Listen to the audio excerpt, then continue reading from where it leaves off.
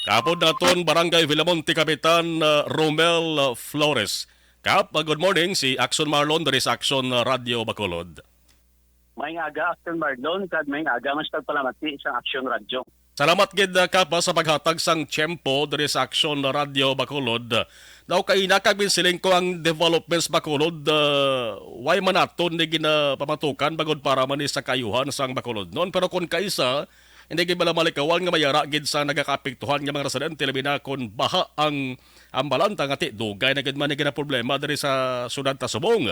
Now dira sa inyo sa barangay, dira nahamtang ang Mega World Upper East nga ginatawag, but ano natabo kap man may reklamong pila ka mga residente sang isa dira ka subdivision bangod since sa gintukod ina nga proyekto daw naglala pagid ang problema sa baha sa ila sa nga lugar kap. Ano gid ang istorya sa likod sa kap? Yes, actually, ang ina siya na baha, no?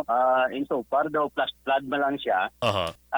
Considering binati daw swamp area na ang Gonzaga, kag nakita naman, no? Kay ang mga drainage system dira daw almost wala na fill up sa basura, kag mga layoon tang duta, no?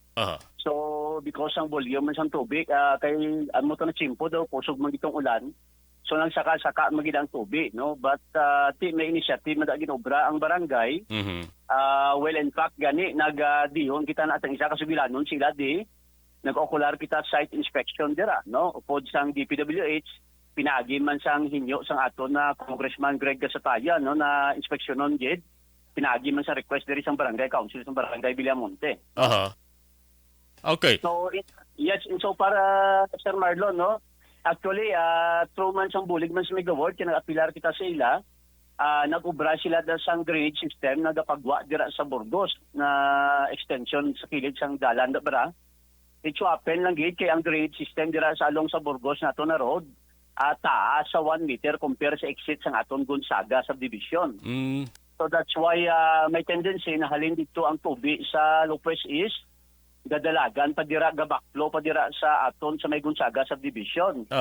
That's why ginhinyo tagid ang office of the congressman na hinyoon ang DP to look into sino na problema kag nag-inspection na da, no? Well, in fact, na site inspection ko upod man dira mga residente kag itsuapen gid sa Batman sang DP kag nag-ubra na sila sang proposed plan dira para i-rehabilitate kag i-repair ina ang drainage system para may ultimate kita na solusyon sa ila problema. But sang wala pa butan takap sang wala pa matukod inang the Upper East inang area na problema na gid man ang baha kap sa sinang lugar na. Yes, in so far based man dira, no, kay may ara tada duha ka gawad nag-star. Ever since kuno gabaha man gid na galing swapen kay wala pa da bigid totally na perimeter ang area. So the spillover dira sa mga bakante. So gininyo taman agani ang Mega Ward, ang representative sa Mega Ward na if possible makakonect kita sila drainage system, but it's so open ang hambal sa mga engineers nila na may ara sila sang quality control na gini-maintain sa ila water waste disposal. So ang hambal nila hindi sila gusto mo-contaminate because may mga standard sila na in compliance man sa aton na patakaran siguro sa atong gobyerno, no? So that's why nag-option kita diri sa may Burgos road. So ginobrahan man na nila galing so open from now, hindi pagid bala sufficient. So naghinyo kita sa kay Congressman Greg kagin sabat kita dayon. So gintas siya ang DP na sa nambal ko nag-conduct kami sang ocular site inspection upod sa mga residente dira.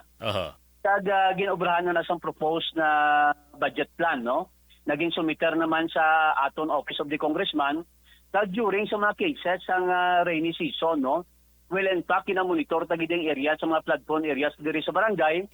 Kag kadamo na instances nagasulay ang aton mga trabahante sa diri sa barangay to ensure na madiklag sabi kag ma-drain lang because normally may mga basura dagalukaw pa dira sa mga dalan, no? So amo na sa isa pa reason nagakaklag.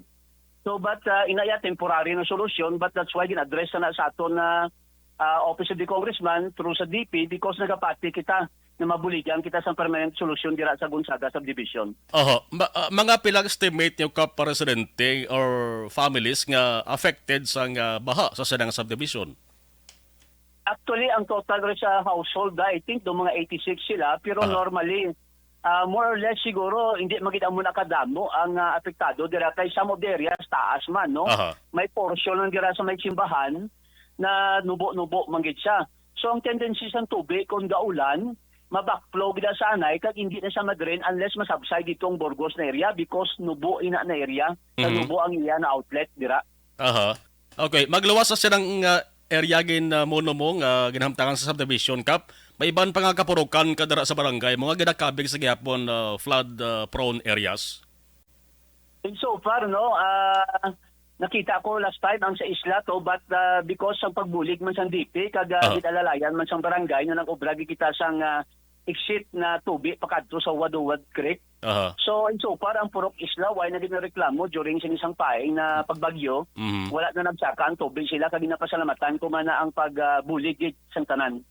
Okay, sa mga nagamonitor kap subong nga residente, partikular sa ding subdivision nga nagareklamo bagod sa baha nga nagluntas sa lugar nila. Ano ka pag imo sa di mapasalig sila, Kapitan? Yes, naitsindihan ko gid no kung anong sitwasyon ng mabaan kita kag ginatingwaan gid sa barangay ka sa aton council diri na matigayon ina well in fact kabalo ginayang Gonzaga ng mga pumuluyo nagagiho kita kagasabat kita sa ilan ng mga panawagan. So that's why hambal ko limited man lang equipment sa barangay at the same time kadako binaobra. So that's why gipaangot na sa Office of the Congressman kaging sabat naman. So may ara na letter of response ang ato na DP gin forward ito sa Office of the Congressman kaging CC diri ang ato na barangay.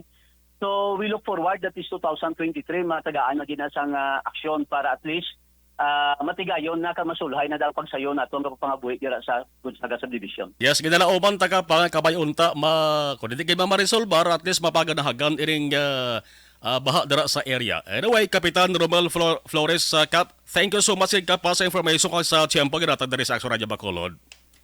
Madamo ginasalamat Action Radio Sir Marlon kag mabuhay kamo. Salamat gid. Action Hotline. Kapitan or punong barangay sa Barangay Villamonte, at least dasig ang